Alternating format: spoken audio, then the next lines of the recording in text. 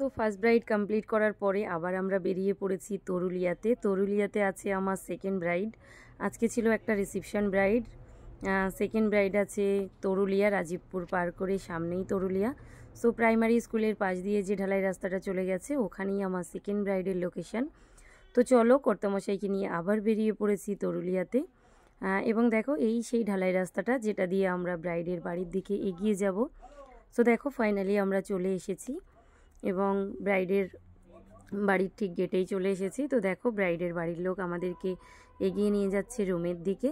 So finally সোহানাকে নিয়ে আমিও এগিয়ে যাচ্ছি গুটি গুটি পায়ে এবং পিছন দিয়ে একটু ভিডিও ক্লিক নেওয়ার চেষ্টা করছি। তো প্রচণ্ড ক্লান্ত আমি, যাওয়ার সঙ্গে সঙ্গেই ওরা একটু রেস্ট করার জন্যে একটা রুম দিয়েছিল এবং আমি কিছুক্ষণ একটু রেস্ট করে নিলাম, কারণ প্রচণ্ড ক্লান্ত ছিলাম। এতটাই কষ্ট হচ্ছিল যে ওরা বলল ম্যাম আপনি আধ ঘন্টা একটু রেস্ট করে নিন। তারপরে আধ ঘন্টা রেস্ট করার পরেই আমি আবার আমার ব্রাইডকে সাজাতে শুরু করলাম। চেয়ারে বসে ভীষণই কষ্ট পাচ্ছিলাম। তো দেখো আমি খাটে বসেই শুরু করেছি কাজ। তো দেখো এটা ছিল আমার ব্রাইডের পায়ের নূপুর বা তোড়া।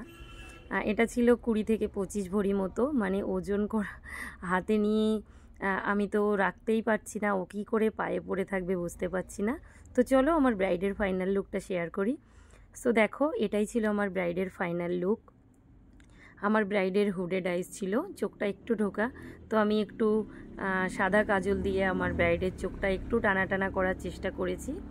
কেমন লাগছে আমার ব্রাইডের লুকটা, কেমন হয়েছে এবং তোমরা একটু কমেন্টস করো। তোমরাই তো আমাকে কমেন্টস করো এবং ভীষণই ভালো লাগে। তো দেখো এটাই ছিল ফাইনাল লুক।